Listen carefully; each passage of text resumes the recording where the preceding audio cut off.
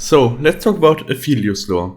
It is really interesting because it is some of the newest lore we got, and it also explains a really important event that will shift the power balance on Mount Targon, so the Lunari will get stronger and the Solari weaker. And that sets up some really cool lore for the future and really cool possibilities to explore more of Mount Targon, which I hope we will get in this year. But for now, let's just look at the background story of Aphelios. The moon looms over the towering slopes of Mount Targon, distant yet impossibly close. Born during a rare lunar convergence when the physical moon was eclipsed by its reflection in the spirit realm, Aphelios and his twin sister Alune were celebrated as children of destiny by those of Targon's Lunari faith. Mirroring the celestial event that heralded their birth, the two children knew they had been marked by fate. Aphelios physically gifted like the moon of stone, and Alune magically like its spiritual reflection. Zealously devout, they grew up within a faith of mystery, reflection, and discovery, and embraced the darkness not just out of belief, but as the only thing that could keep them safe. The Solari who ruled Targon considered the Lunari heretics, driving them into hiding, until most forgot the Lunari even existed. The Lunari were left to the shadows, dwelling in temples and caves far from the Solari's sight. The pressure to be exemplary weighed heavily upon Aphelios. He practiced tirelessly with mystical moonstone blades, spilling his own blood in training so he could spill that of others to protect the faith. Intense and vulnerable, he bonded deeply with his sister in lieu of any other friendships. While Aphelios was sent on increasingly dangerous missions to protect the Lunari, Alune trained separately as a seer, using her luminous magic to reveal hidden pathways and truth by the moon's light. In time, her task required her to leave the temple where they were raised. Without Alune, Aphelios' faith wavered. Desperate for purpose, he undertook a ceremonial journey into darkness, where Lunari were set to discover their paths, their orbits. He followed the moon's light to a pool where rare nocturne flowers bloomed beneath the water's surface.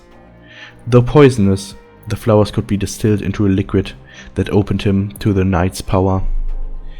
Drinking the nocturne's essence, Aphelios felt so much pain that it numbed him to everything else.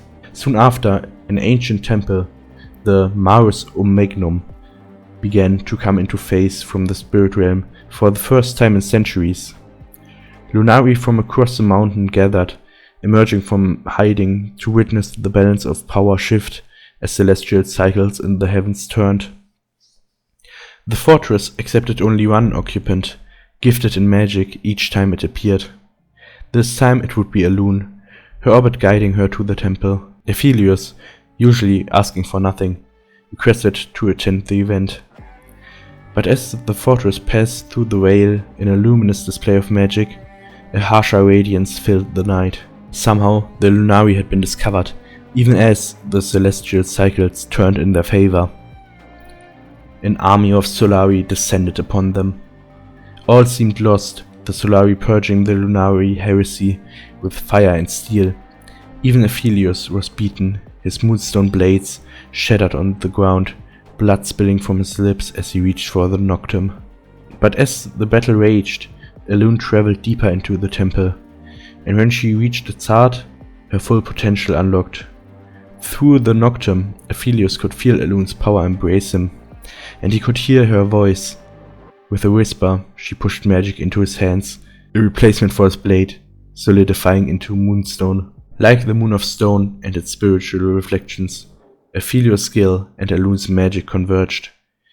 Those Solari would not live to see the sun again. As her power flared, Alune pushed the temple and herself within, back into the spirit realm where it would remain safe from the Solari. From inside, amplified by the temple's focusing power, Alune was able to project her magic anywhere, so long as it found a focus, like the poison coursing through Aphelios' veins. Only now did they understand their destiny. Aphelios would hollow himself out with pain, but would become a conduit for the moon's power, Alune would live alone, isolated in her fortress, but she would guide her brother, able to see through his eyes. Together, they would be the weapon the Lunari needed. Bound by pain and sacrifice, only apart could they be together, their souls brushing across the veil, distant yet impossibly close, converging into something they could not understand. To protect the survivors of the attack, who retreated back into the shadows of the mountain, Aphelios' training as an assassin has been given reach by Alune's magic. His blades, now an arsenal of mystical weapons, perfected by Alune over the course of many missions together. Now that the power balance of Targon is shifting, and the Solari know the Lunari still endure, Aphelios and Alune are needed more than ever.